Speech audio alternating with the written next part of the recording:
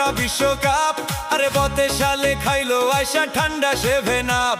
ওরে খালি কলসি বাজে বেশি গল্প হেডা বড়। আরে চিন্তা কইরা দেখো এখন আর্জেন্টিনা সেরা। কত বছর